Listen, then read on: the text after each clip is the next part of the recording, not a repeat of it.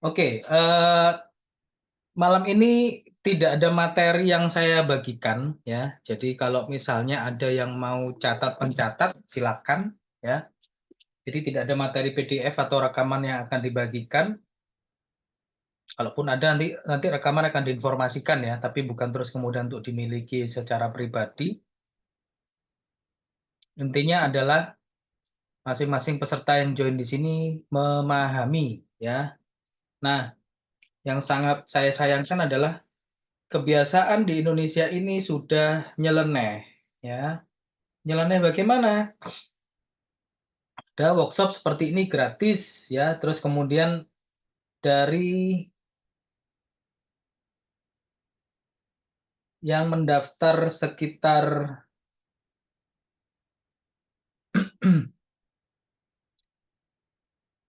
90-an orang, 95, nah yang join cuman 30, 29 ya.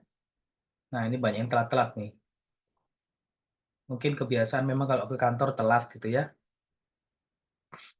Kebiasaan yang harus dibudidayakan ya, kayak ikan lele dibudidayakan. Oke. Nah, yang saya harapkan adalah dari yang hadir di sini ya, bisa menginformasikan ke teman-temannya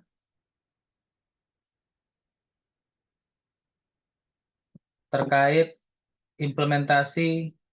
Ini siapa nih Realme nih? Saya keluarkan ya. Kok main-main ya? Ini kita nggak main-main di sini.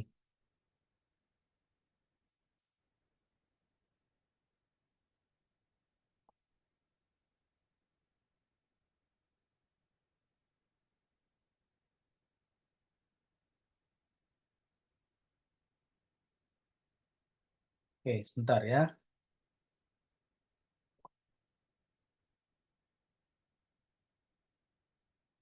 Ya, jadi teman-teman di sini bisa menginformasikan ke teman-temannya baik di kantor maupun mungkin di kampus ya yang masih mahasiswa. Pentingnya implementasi undang-undang perlindungan data pribadi.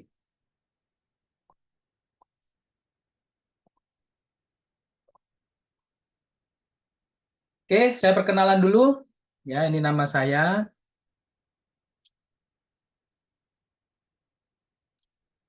Pengalaman lebih dari 20 tahun, saat ini aktif sebagai trainer, konsultan, asesor kompetensi BNSP, founder Chairman RPP Indonesia. Ini kontak saya kalau misalnya ada yang membutuhkan bantuan untuk perbaikan di perusahaannya, sistem HR, manajemen, ISO juga bisa.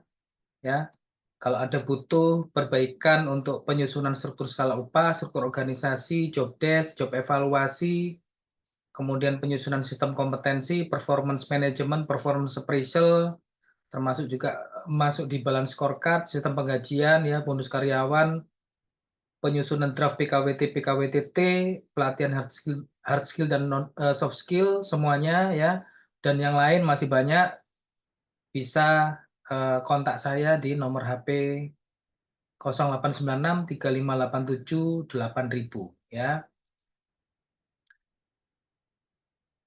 Nah, data pribadi ini sudah dilindungi oleh undang-undang.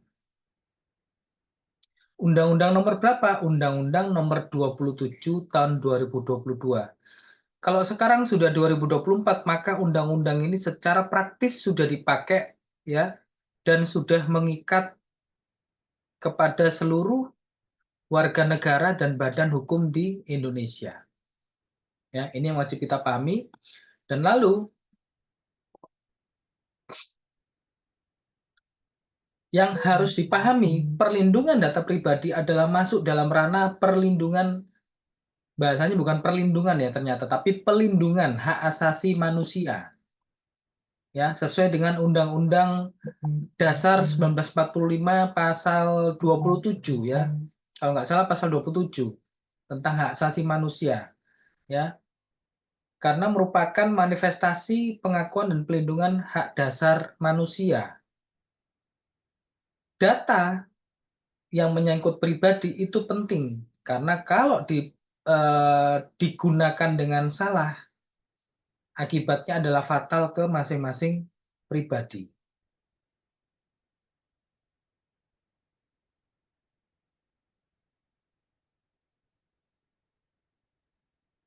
Nah, apa yang menjadi dasar pemikiran dari Undang-Undang Nomor 27 tahun 2022 ini adalah pemanfaatan teknologi informasi atau IT yang saat ini dapat mengakibatkan data pribadi seseorang sangat mudah dikumpulkan, sangat mudah ditransfer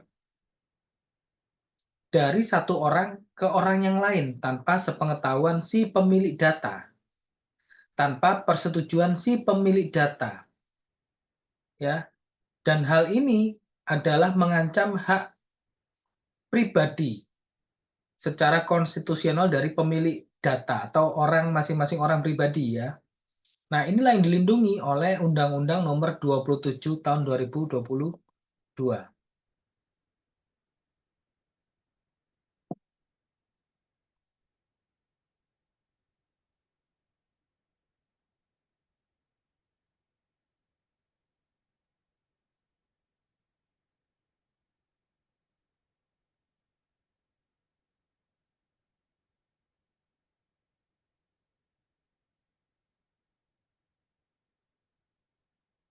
Oke ya. Nah, yang harus dipahami adalah menurut survei persepsi publik atas perlindungan data pribadi tahun 2021 oleh Kominfo, ya, datanya dari Databox, pada 11.000 lebih responden, 28,7% masyarakat mengaku pernah mengalami datanya bocor. Ya. Kemudian sebanyak 44,1% responden mengalami pengurangan uang di rekening bank dan 32,2% kehilangan saldo e-wallet karena kebocoran data. Ini parah nih. Uangnya hilang. 44,1%. Hampir 50% dari 11.000 responden. Artinya lebih dari 5.000 orang. Ya, hampir lah ya, anggaplah 44 berarti 5.000 orang dari 11.000. Pernah mengalami uangnya hilang di bank, saldo e-walletnya berkurang. Responden menganggap e-wallet dan rekening bank sebagai produk yang paling rentan terhadap kebocoran data. Survei juga menunjukkan bahwa masyarakat tidak setuju dengan praktek berbagi atau menjual data pribadi antar lembaga. Secara jujur, saya pun juga mengalami dalam tanda petik kebocoran data, tapi tidak sampai pengurangan uang.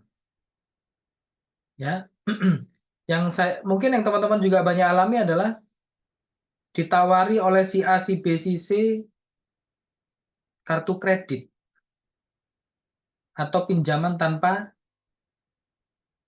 agunan. Ya. Nah, kebocoran-kebocoran yang lain masih banyak yang kita tidak ketahui. Bahkan saya pun ya dapat informasi mengenai akun saya yang juga dalam tanda petik bisa jadi juga passwordnya bocor.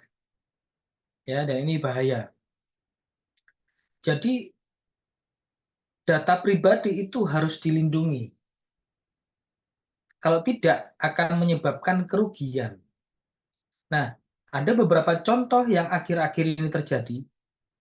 Ini oknum HRD di Halmahera Selatan diduga pakai data 45 karyawan untuk pinjol. Ini 45 karyawan ya.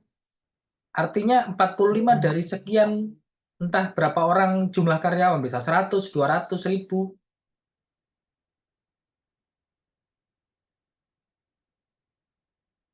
Anda sebagai seorang karyawan wajib ya Saya katakan Anda sebagai karyawan wajib untuk curiga kepada siapa? Kepada HRD Anda. Kalau Anda di sini HRD, maka Anda patut curiga kepada manajer HRD Anda. Kalau Anda manajer HRD, maka Anda patut dicurigai oleh semua karyawan Anda, karena akses tertinggi untuk data karyawan ada pada Anda secara lengkap. Ya, ini saya ambil secuplik aja. Oknum berinisial T itu diduga memakai kartu keluarga dan kartu tanda penduduk puluhan karyawan untuk meminjam uang masing-masing nama sebesar 15–25 juta. Ya, jangan dipikir HR tidak ada, jangan dipikir gini ya. Untuk undang-undang perlindungan data pribadi ini kemudian nanti kenanya hanya ke perusahaan yang dipenjara misalnya ya, atau dikenakan sanksi eh, apa itu namanya, denda ya. Ini sanksinya adalah sanksi pidana dan sanksi pidananya bisa keperorangan. Jadi jika kemudian perusahaan tidak mengadopsi dan tidak melaksanakan undang-undang PDP ini dengan segera, dan kemudian karyawan mengalami kebocoran data, dan kemudian setelah diselidiki bisa jadi kemudian HR-nya yang menggunakan, maka saya ucapkan selamat untuk Anda, teman HR, ya. Silakan menikmati Hotel Prodeo secara gratis.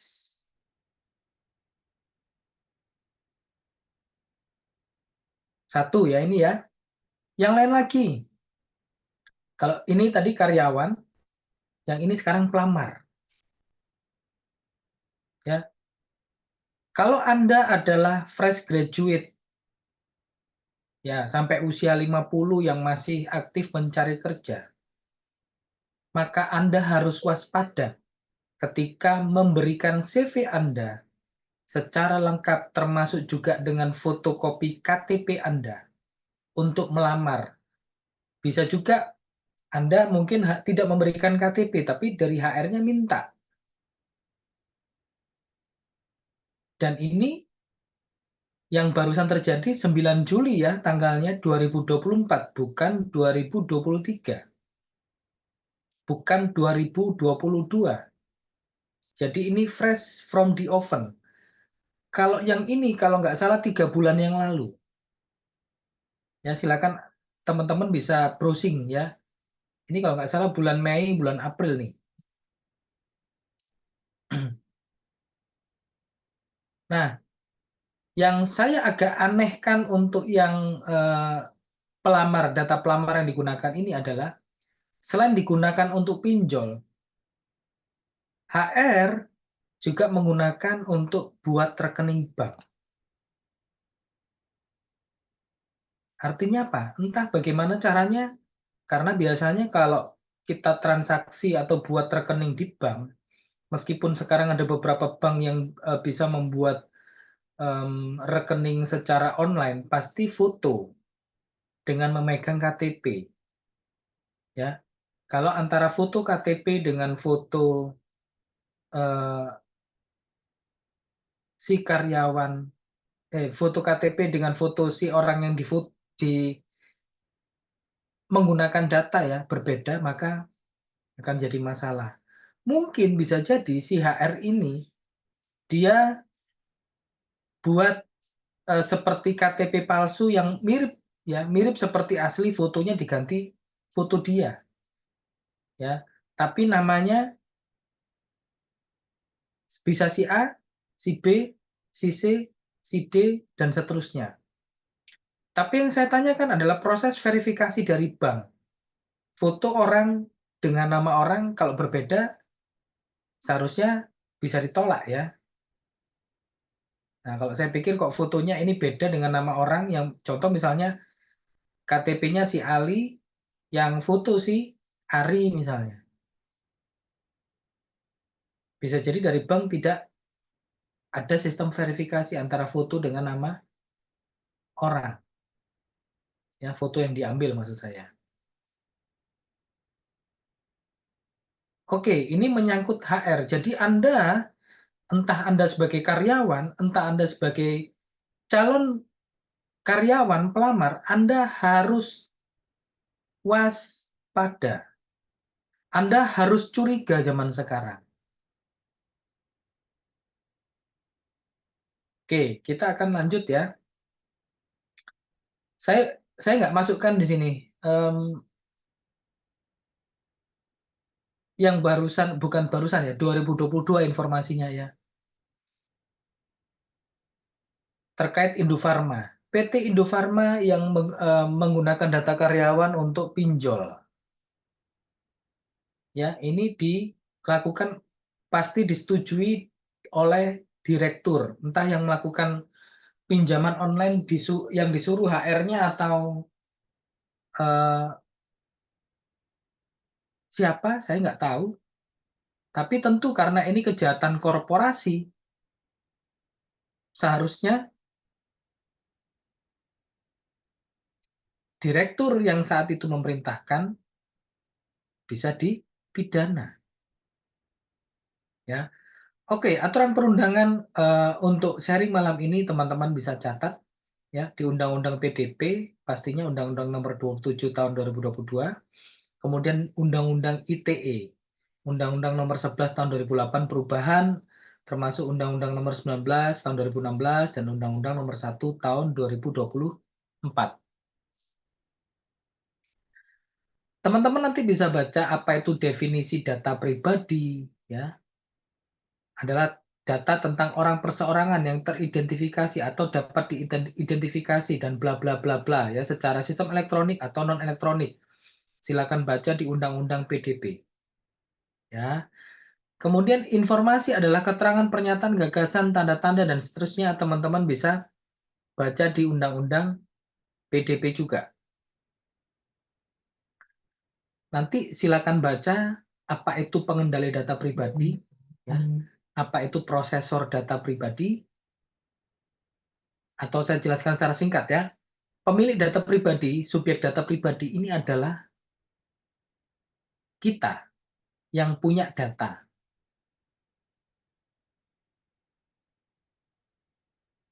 Ya. Jadi pemilik data bisa disebut sebagai subjek data pribadi atau pemilik data pribadi. Lalu kemudian apa itu pengendali data pribadi? Kalau di sini definisinya adalah setiap orang, badan publik, organisasi internasional bertindak sendiri atau bersama-sama dalam menentukan tujuan dan melakukan kendali pemrosesan data pribadi. Pengendali data pribadi, kalau kaitannya kita dengan pekerjaan adalah perusahaan.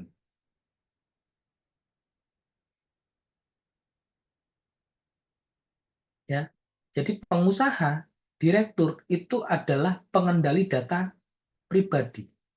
Siapa prosesor data pribadi? Ini adalah setiap orang ya yang bertindak sendiri-sendiri atau bersama-sama dalam melakukan pemrosesan data pribadi atas nama pengendali data pribadi.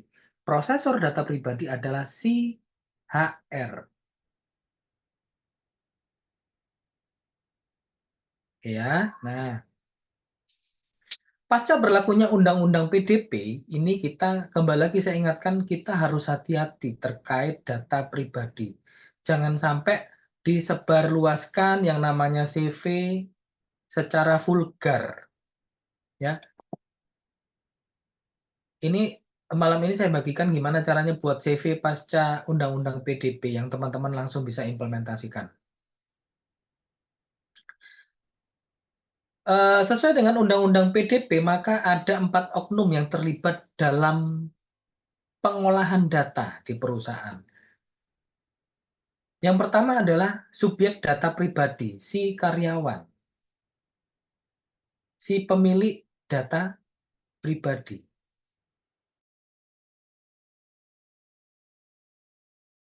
Yang kedua adalah perusahaan atau yang ketiga HR sebagai prosesor data pribadi. Yang keempat, lembaga pemerintah karena ini kaitannya kita sama pekerjaan ya, ada Disnaker, Kemenaker ya. Terus kemudian BPJS, Kesehatan Ketenagakerjaan, Tapera ya. Termasuk juga pajak. Di sini saya kelupaan ya. Kantor pajak. ya, karena ini kaitannya kita dengan pekerjaan. Jadi ada 4 partit.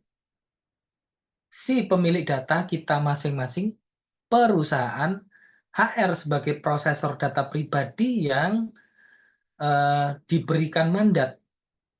Catat ya, diberikan mandat. Jadi kalau misalnya HR-nya nggak ada mandat, ya nggak boleh sebagai prosesor data pribadi. Sifatnya tidak otomatis.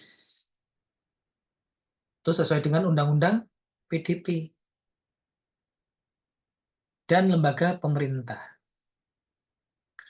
Ada 2 jenis data pribadi, data yang bersifat umum dan data yang bersifat spesifik. Data yang bersifat spesifik ini yang tingkat kerahasiaannya harus dijaga. Yang pertama adalah data dan informasi kesehatan. Ketika seorang calon karyawan masuk kerja, pasti ada medical check up. Disitulah namanya data dan informasi kesehatan. Betul ya? Ketika seseorang bekerja di perusahaan, kalau zaman dulu, jadul ya, zaman dulu kita pakai kartu ceklok. Zaman sekarang pakai sidik jari. Sidik jari adalah data biometrik. Kalau sidik jarimu terbocor ya, bocor ke kemana-mana, habislah riwayatmu. Ya, data genetika oke lah, masih rahasia. Catatan kejahatan yang tahu polisi. Data anak, kalau kita punya anak, perusahaan pasti harus tahu. Karena nanti harus didaftarkan ke BPJS Kesehatan. Data keuangan pribadi, ada perusahaan-perusahaan yang meminta akses kepada calon karyawan untuk ngecek data slik.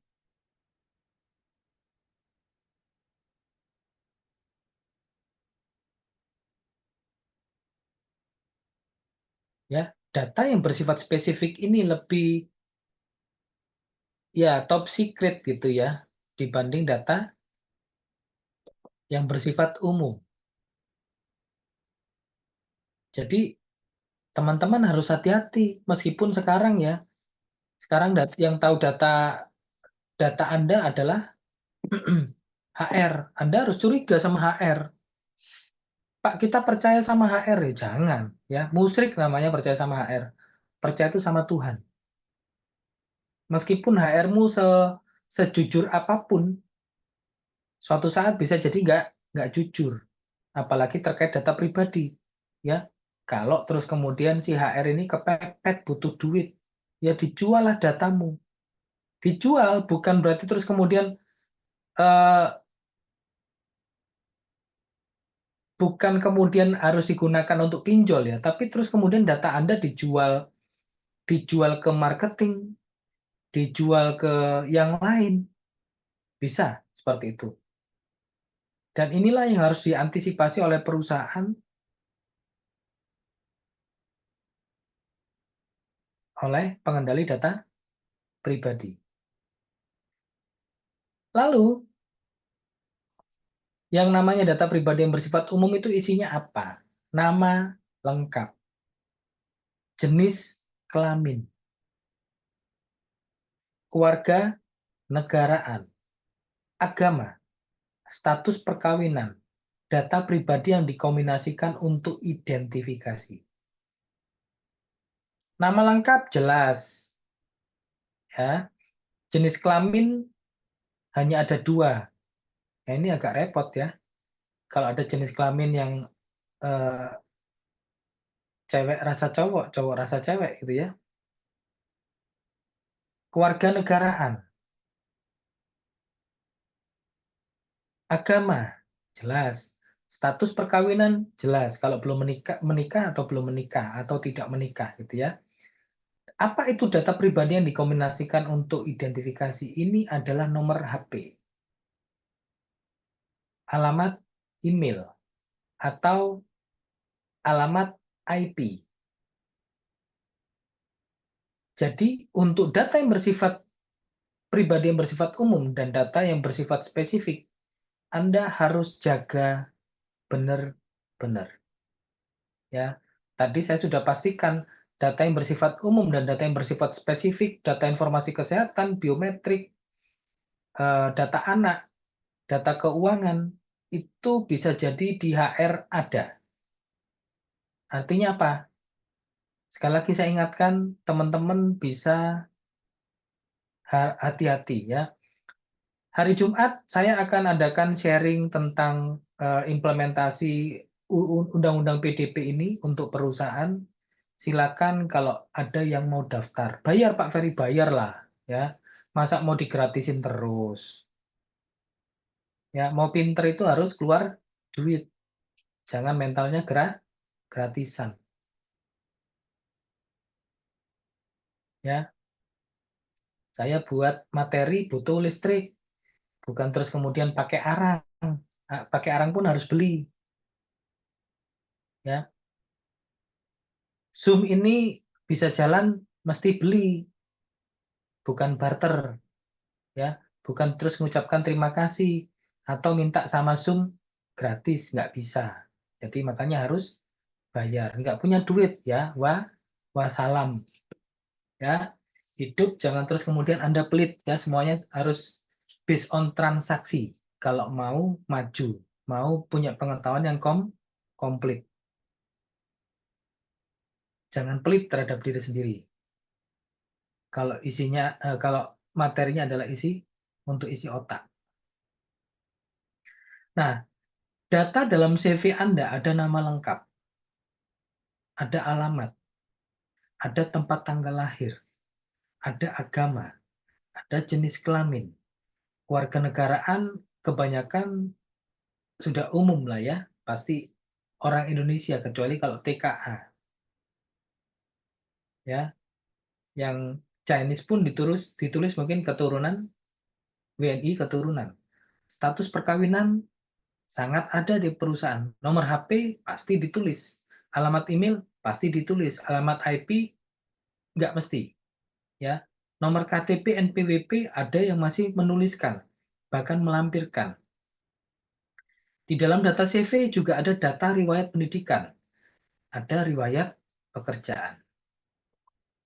Ya. Ini adalah data-data yang bersifat umum, bukan data spesifik. Tapi kalau kemudian Anda medical check up, Anda jadi karyawan, daftar fingerprint, si HR minta kasih KK, kartu keluarga, maka data yang bersifat spesifik sudah masuk di HR. Sekali lagi, Anda patut curiga. Apalagi kalau misalnya perusahaan Anda sampai sekarang dari tahun 2022 belum melaksanakan, belum mengimplementasikan Undang-Undang PDP ini. Ya, sekali lagi Anda patut curiga kepada manajer HR, GM HR, atau VP HR Anda. Nah, ini yang teman-teman mesti pahami ya. Bagaimana menyikapi Undang-Undang PDP ini untuk keperluan melamar pekerjaan supaya data kita secure. Inilah triknya. Ya, tapi sebelum itu saya mau kasih informasi sekali lagi. Kalau kemudian Anda mau melamar pekerjaan,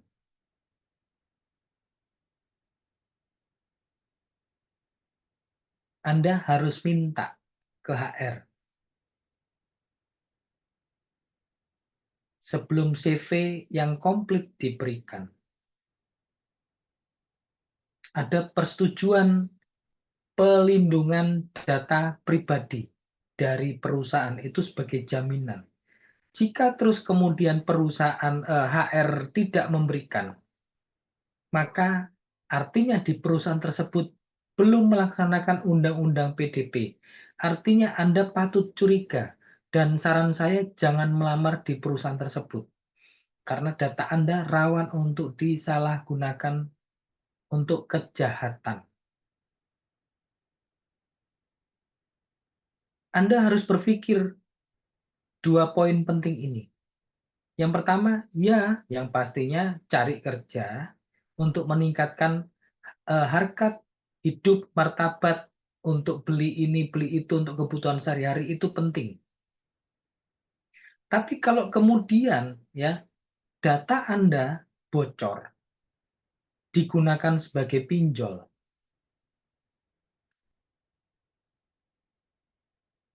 yang harus bayar siapa? Si HR-nya? Ya bukan. Karena data Anda yang digunakan, bukan data si HR. Oh iya Pak, nanti kita laporkan. Loh iya, lapor itu perkara yang lain. Tapi data yang masuk di perusahaan pinjol itu adalah data Anda.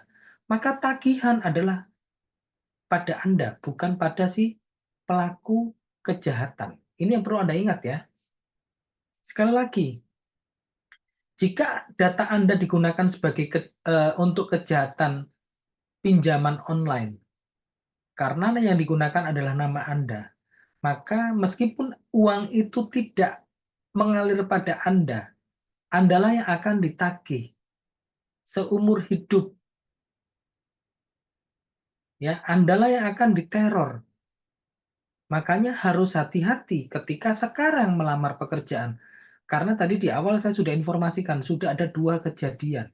Bahkan 3 kejadian plus Indofarma.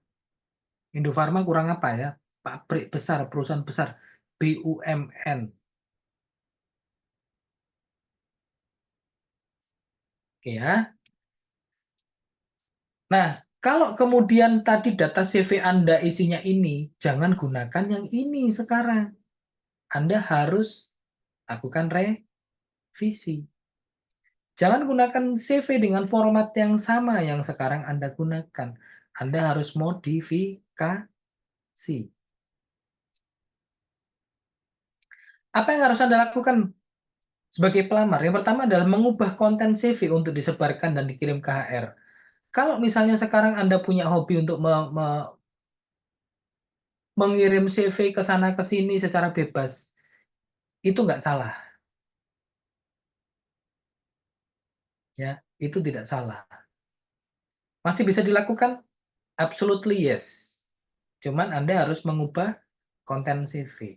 Yang kedua, Anda harus meminta HR untuk mengirimkan formulir. Ini formular ya. Saya tulisnya formulir tapi diganti sama ini. Jadi formular ya. Formulir persetujuan dan pembatasan penggunaan data pelamar. Sekali lagi, kalau misalnya HR tidak mau memberikan formulir ini, jangan melanjutkan proses. Saya nggak dapat kerjaan dong, ya itu pilihan. Anda mau tersiksa seumur hidup karena mungkin atau ada kemungkinan data Anda digunakan untuk kejahatan. Nah, itu pilihan. Kalau saran saya, ya Anda harus smart, ubah konten. Tapi tetap minta HR untuk kirimkan formulir persetujuan. Nah, data-data apa yang dicantumkan di dalam CV untuk modifikasi atau revisi? Sekarang gunakan nama singkat. Kalau nama seperti nama saya ada 3 kata, maka Anda bisa hilangkan yang tengah. Atau Anda gunakan nama depan, nama tengah. Ya, yang familiar lah ya, namanya misalnya eh, siapa ya? Sari Roti misalnya ya. Sari Roti apa misalnya tiga kata ya disingkatnya Sari Roti aja nama familiar gitu ya. Jadi tidak disertakan nama lengkap. Hapus nama Anda. Tapi jangan gunakan inisial ya. Nggak pas. Alamat.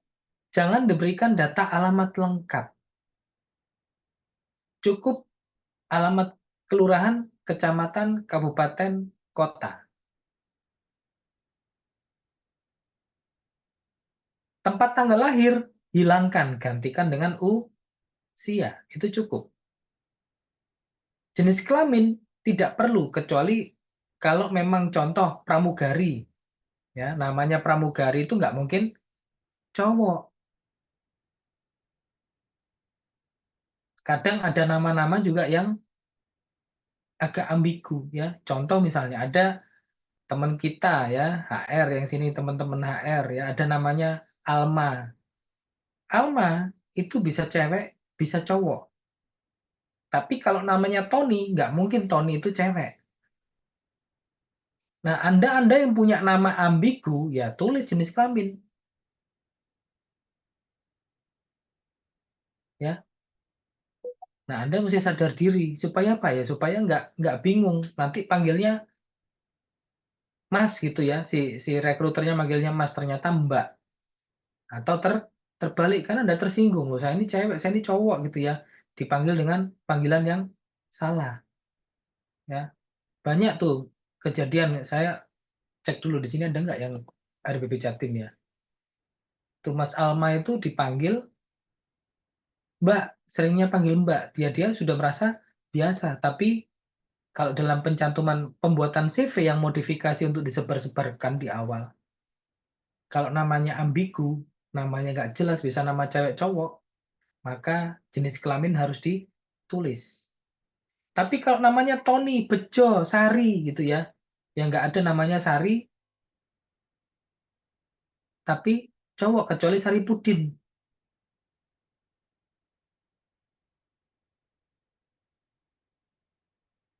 Status perkawinan itu juga sebenarnya tidak perlu dicantumkan. Karena sebenarnya perusahaan-perusahaan yang meminta menuliskan syarat single gitu ya, itu sudah masuk ranah diskriminasi. Agama tidak perlu dicantumkan. Nomor HP ya wajib, nggak bisa ya. Anda nggak mencantumkan HP, nggak mencantumkan alamat email, ya nggak usah ngelamar. Ya, macul aja di sawah. Jadi nomor HP dan alamat email pasti wajib. Nomor KTP, NPWP, jangan, nggak usah dicantumkan, apalagi di awal memberikan fotokopi KTP. Kalau SIM bagaimana Pak Ferry? SIM juga merupakan kartu identitas, maka jangan diberikan.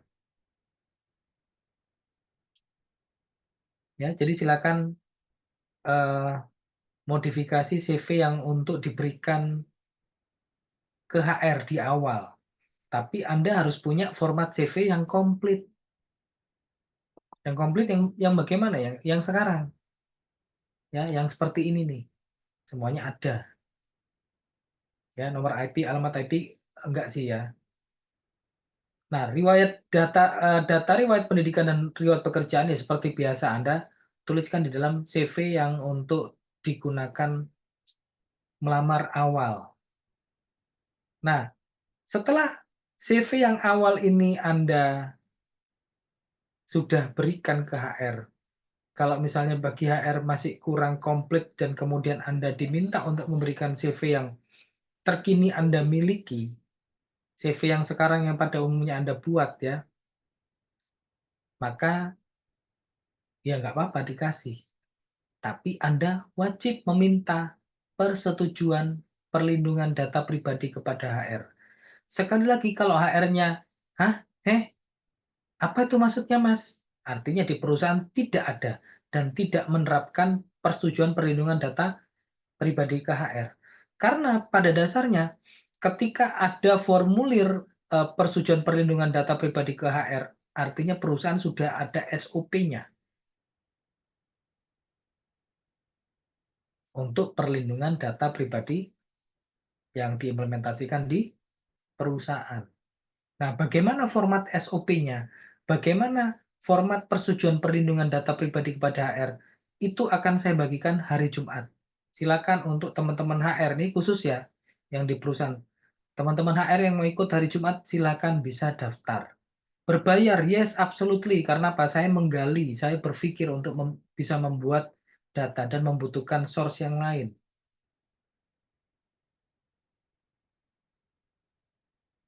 ya. Oke. Jadi yang harus dilakukan oleh pelamar adalah kirimkan format CV yang pertama tadi, yang sudah dimodifikasi. Tanya kepada HR apakah sudah punya formulir dan prosedur perlindungan data pribadi. Minta HR formulir tersebut, silakan Anda setujui. Nah, bagaimana isinya formulir itu? Nanti saya akan bagikan hari Jumat. Penekanan-penekanan yang penting yang harus dibuat oleh HR. Karena namanya formulir perlindungan data pribadi ini ada dua. Nah, ini teman-teman yang harus tahu ya. Ada dua macam ya. Jika perusahaan belum memiliki prosedur dan formulir perlindungan data pribadi, jangan dilanjutkan proses rekrutmennya. Pilihannya kepada Anda sendiri, saya nggak bisa maksa Anda. Anda mau data Anda bocor dan kemudian Anda ditagih terus sama perusahaan pinjol, atau Anda hentikan. Jangan berikan data yang komplit. Nah, jika pelamar diterima, sudah jadi calon karyawan gitu ya, di hari pertama tanda tangan perjanjian kerja, Anda sebagai karyawan minta ke HR untuk formulir persetujuan perlindungan data karyawan. Kalau tadi masih formulir persetujuan perlindungan data pelamar. Yang ini formulir persetujuan perlindungan data karyawan. Jadi beda, ada dua formulir yang harus dibuat oleh HR. Ya, persetujuan untuk proses rekrutmen dan kemudian persetujuan sebagai karyawan dan harus ada batasan-batasannya. Apakah formulir persetujuan ini bisa dibuat formatnya satu lembar, Pak Ferry? Enggak. Yang komplit itu bisa berlembar-lembar. Contohnya bagaimana? Ya nanti hari Jumat, jangan kesusu, bro, sis. Ya, namanya juga mereknya Ratu ya. Ratu terus komplit terus dari mana gitu.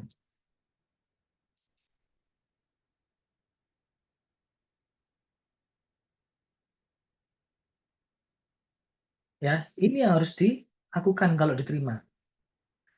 Kalau pelamar tidak terima, ingat ya, tadi itu Anda sudah mengirimkan dua CV. Pertama CV yang nggak komplit, yang namanya hanya sekedar nama awal, kalau 3 kata misalnya namanya ya, nama pertama dan nama depan dan nama belakang, atau nama depan dan nama tengah. Tapi Anda dalam proses rekrutmen karena diminta data macam-macam, termasuk juga mungkin diminta data kakak, maka data Anda sudah komplit di HR. Anda nggak bisa terus kemudian zaman sekarang pasca berlakunya undang-undang PDP dan rawannya kebocoran data, terus kemudian, oh saya nggak diterima, ya sudah berhenti. Nggak bisa seperti itu zaman sekarang. Apa yang harus Anda lakukan? Catat ya ini ya. Anda harus bertanya kepada HR, apakah data Anda masih diperlukan, masih akan digunakan untuk proses rekrutmen dan seleksi berikutnya. Kalau jawabannya ya, tanya berapa lama masa simpan atau masa retensi data Anda.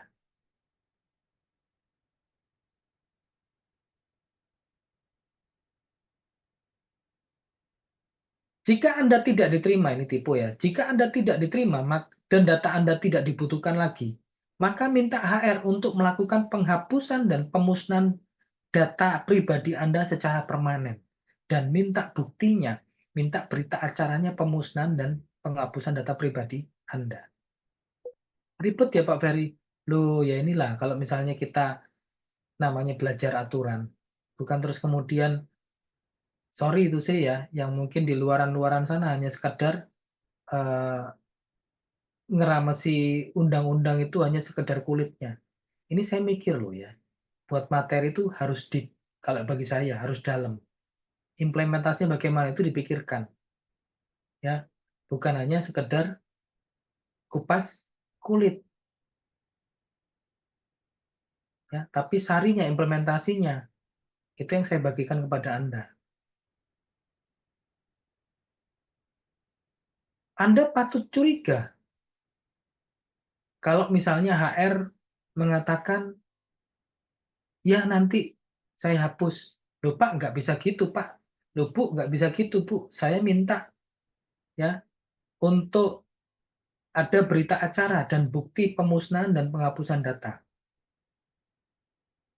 Nanti akhirnya bingung bagaimana metodenya pemusnahan dan penghapusan data. Ya, monggo silakan dipelajari sendiri. Saya akan bagikan metodenya nanti hari Jumat untuk yang mau ikut. Nah, untuk yang nomor 2, ya, ketika sudah dikasih tahu, ya data Anda masih diperlukan, Pak, Bu, oke. Kalau misalnya masih diperlukan, Anda juga masih bisa minta ke HR untuk buat pernyataan bahwa data Anda masih diperlukan dan ada masa retensi sekian bulan atau mungkin 1 tahun. Seketat itu. Yes, absolutely.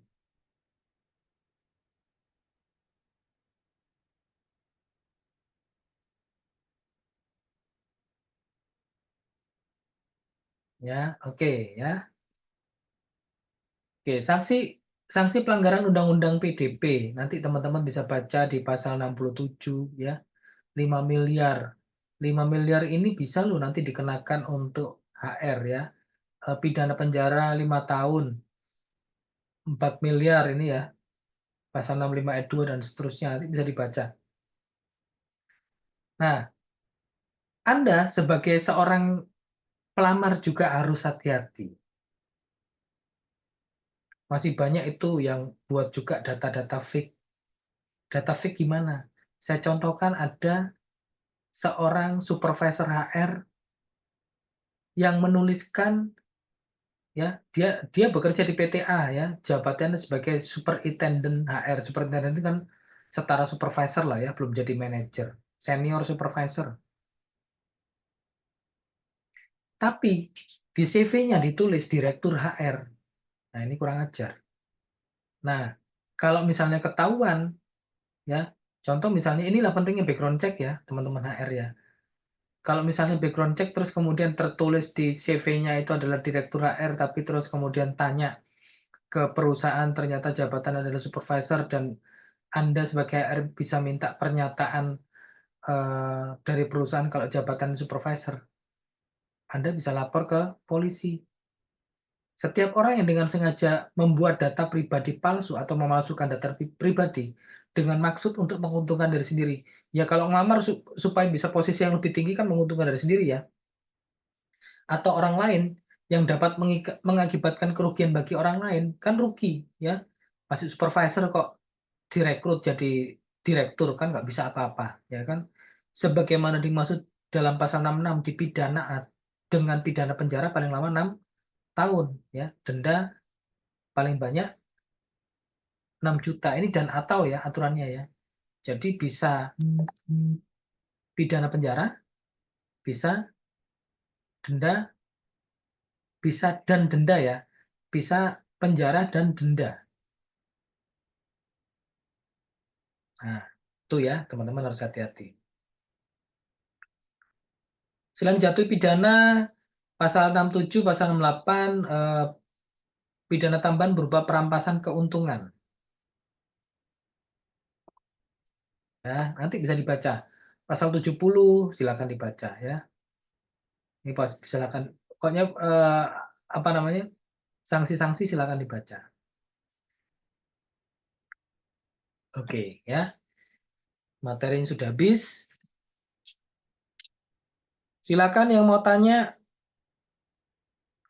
bisa present ya. Saya kasih kesempatan hanya 3 orang aja, kita nggak lama-lama. Bisa resen supaya saya bisa buka mic-nya ya.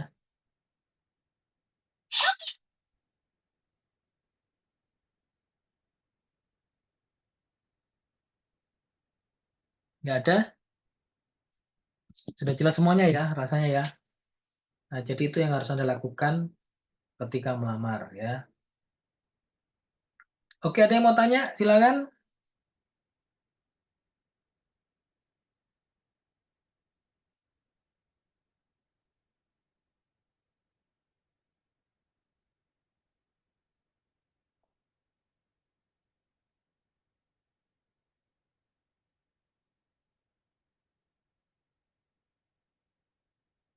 Oke, sebentar ya.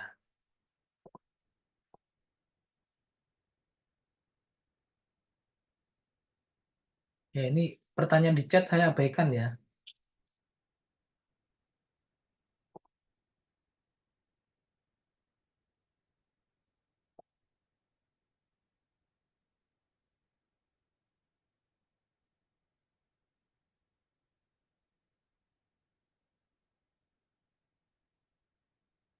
Yang tanya hanya yang saya nyalakan mic-nya. Ini Mas Purwanto kok nggak ada ini ya? Oke. Oke, silakan Mas. Oke, Mas Ferry, selamat malam Mas Ferry. Terima kasih ya untuk materinya ini, kayaknya bagus banget ya. Jadi kalau kita yang bekerja di HR ini jadinya eh, antara apa jadi buat dakdikduk ini. Ini Mas, terkait dengan tadi kan disampaikan juga ya. Kalau saya minta ini apa tanggapan aja Mas, dari Mas Ferry. Kalau kita misalnya nih ya kita mengirimkan lamaran gitu, dan pasti kita melampirkan CV, CV. Nah, di samping CV itu kan juga pasti kita akan melampirkan misalnya seperti ijazah, transkrip nilai. Nah, itu pasti kan kalau tadi disebutkan ada data yang spesifik dan data umum ya, itu di situ juga ada data umum kita juga ya, tanggal lahir, kemudian tempat lahir kita. Nah, kalau menurut Mas Ferry, eh, untuk ijazah dan itu apakah sebaiknya diabaikan aja, kita hanya memberikan CV dan mungkin kita cuma lampirkan sertifikat aja pada waktu nanti misalnya kita maksudnya masuk dalam diminta untuk tahap selanjutnya baru kita serahkan itu, mohon masukannya Mas Ferry. Terima kasih. Ya, jadi ketika kita melamar ya, seharusnya ini juga saya mau informasikan ya untuk kita-kita yang masih mencari pekerjaan. Sekarang itu adatnya salah. Kalau Anda melamar pekerjaan dan kemudian hanya mengirimkan CV, itu keliru. Seharusnya ya, kalau namanya melamar itu harusnya komplit. Semua data harus diberikan. Contoh misalnya surat keterangan kerja, ya kalau kakak enggak lah, kakak nyusul bisa, ya. Terus kemudian transkrip, ijazah, sertifikat-sertifikat pelatihan itu ketika awal Anda melamar harus dikirimkan, bukan cuma kirim CV sebenarnya. Nah, pertanyaan Mas Purwanto tadi pertanyaan yang bagus. Bagaimana ya terkait CV, terkait apa namanya, ijazah, transkrip yang di situ ada tanggal lahir. Saran saya ya, karena yang dikirimkan adalah fotokopi, Anda bisa blurkan tempat tanggal lahir Anda. Karena apa? Data tanggal lahir itu dalam rekrutmen nggak penting kok. Toh Anda sudah tulis di CV itu usia Anda. Ya, tanggal lahir itu nggak penting. Yang penting itu usianya berapa. Itu penting. Tempat lahir itu nggak penting. Itu bukan elemen yang krusial, yang vital, yang fatal dalam proses rekrutmen. Sama sekali tidak. Jadi silakan Anda scan transkrip ijazah Anda. Dan kemudian silakan di-blurkan. Ya, seperti itu ya Mas ya. Karena itu termasuk data yang penting. Oke, ada yang lain yang mau tanya? Silakan, saya nggak melayani pertanyaan melalui chat ya. Nanti kalau Anda mau tanya melalui chat, silakan join hari Jumat. Kalau Anda HR, karena saya nggak buka lagi untuk yang umum ya. Ini dari 90 orang aja 30% cuma 30% yang join. Yang lain cuma tunggu sertifikat gitu ya. Kalau misalnya ada sertifikatnya, ya nggak mentingkan ilmu. Maunya cuma materi gitu ya. Oke, sebentar ya, Mas Irwan ya. Oke, silakan Mas Irwan. Oke, selamat malam Pak Ferry. Malam. Sorry, saya harus off cam. Saya izin tanya Pak. Ini kan tadi kan lebih banyak perannya itu di HR ya, terutama di pengelolaan data. Nah Pak, kalau misalnya dalam perusahaan itu apa namanya ada tim IT-nya juga dan memang perusahaannya sudah dapat dikatakan sistem filingnya dapat dikatakan dia full digital ya. Dia sudah full digital segala macam, mulai apa namanya filing-filing kandidatnya juga sudah digital. Nah, eh, dalam proses apa namanya kerahasiaan data ini, eh, apakah kita juga harus istilahnya apa namanya untuk tadi kayak semacam persetujuan dan segala macamnya itu kita juga ngelibatin mereka juga atau gimana Pak? Kalau kalau kita ngomong ke kandidatnya ini, karena kan ada kaitannya juga sama departemen lain nih. Kalau misalnya dia full digital ya, tapi kalau mungkin masih perusahaannya masih full manual mungkin akan lebih banyak di HR nih untuk administratifnya. Itu sih Pak. Ya, nah ini kita mesti ngerti IT. Ya ini loh kompleksnya jadi HR. Ketika sebuah sistem dibuat, ya pasti sistem itu bisa dibuat dengan batasan-batasan. Sistem database karyawan yang ada di HR itu bisa di layering dengan yang namanya password.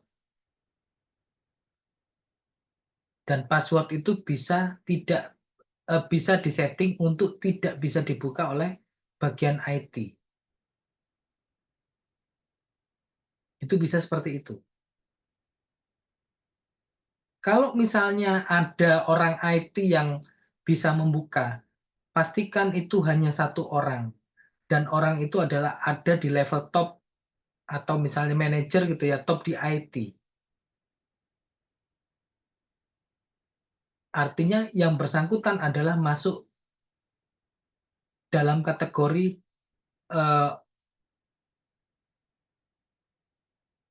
orang atau prosesor data pribadi karyawan.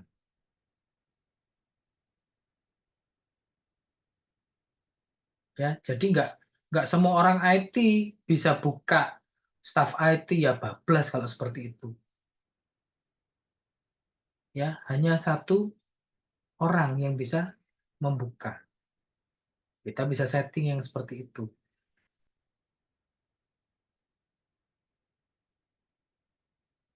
Ya, seperti itu Mas Irwan ya. Semuanya bisa dibuat kok. Oke, mungkin satu lagi silakan kalau ada yang mau tanya. Yang lain ya, Mas ya. Selain Mas Purwanto, selain Mas Irwan, silakan yang mau tanya. Sini kan ada 30 orang. Yuk, silakan satu lagi. Jadi teman-teman bisa menginformasikan ya ke teman-temannya, mulai ketok tularkan undang-undang PDP ini, minta formulir persetujuan pelindungan data pribadi ke HR dalam proses rekrutmen. Mungkin teman Anda tanya, lah kalau misalnya kita minta formulir itu dan kemudian HR tidak bisa memberikan, nanti kita yang rugi. Oke, pilihannya adalah Anda punya mindset Anda yang rugi, baru mindset ya, rugi karena nggak bisa diproses CV-nya misalnya, atau Anda yang akan rugi seumur hidup karena data Anda digunakan untuk pinjol yang kemudian penagihannya akan tetap ke Anda. Ya, sebentar ya Mas Dewanto ya. Nah, contoh misalnya tadi ya kasus tetap present ya Mas ya, kalau misalnya mau saya buka. Kasus HR yang menggunakan data tadi.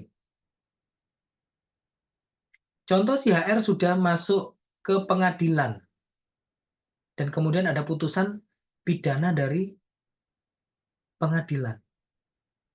Apakah si perusahaan pinjol akan terus kemudian nagih ke HR? Nggak mungkin, ya.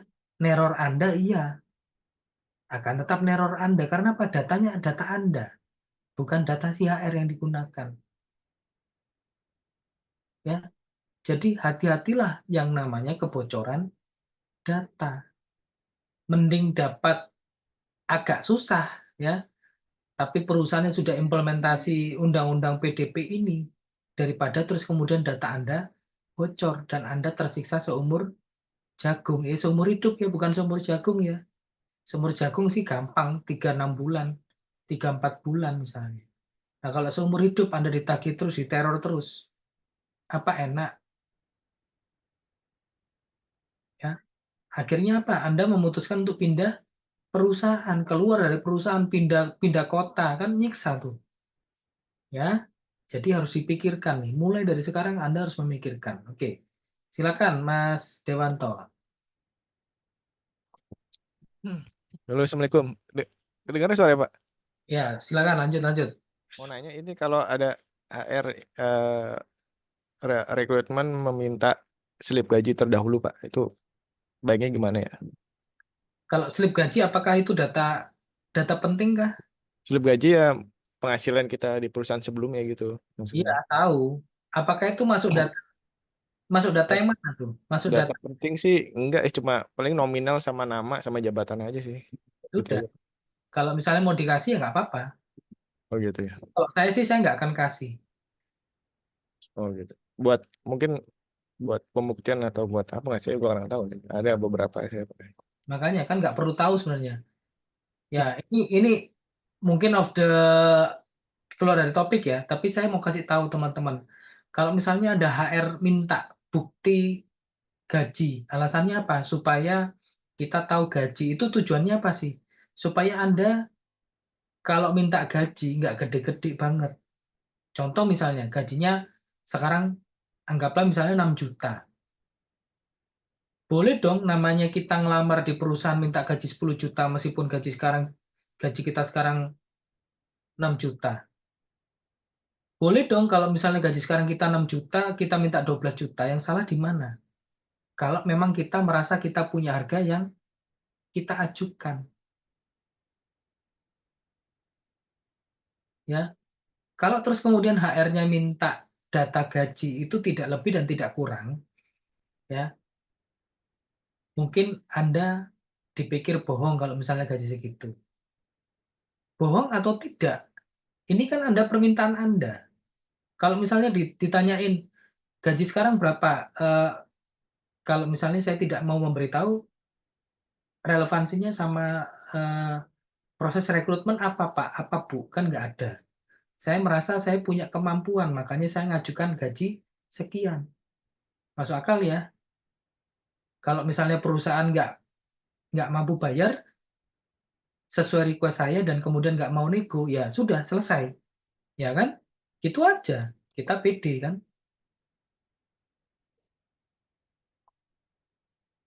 Ya, itu ya. Kalau terkait sama permintaan gaji, ya kita pede aja. Oke, masih ada lagi yang mau tanya? Mungkin satu lagi terakhir ya. Jam berapa nih? Sudah jam 8:30 ya? Jam 8:20. Terakhir, silakan yang mau tanya.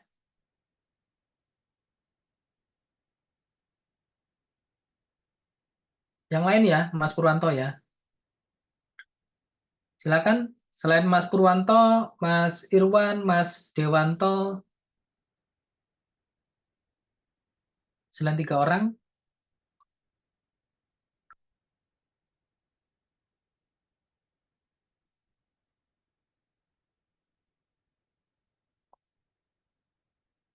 nggak ada?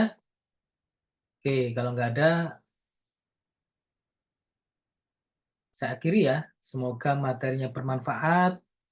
Silakan diketok tularkan ya. Hati-hati dengan data pribadi. Sampai ketemu next time. Kalau ada yang mau daftar hari Jumat, silakan ya. Nanti saya akan informasikan di grup. Sukses untuk semuanya ya. Selamat malam.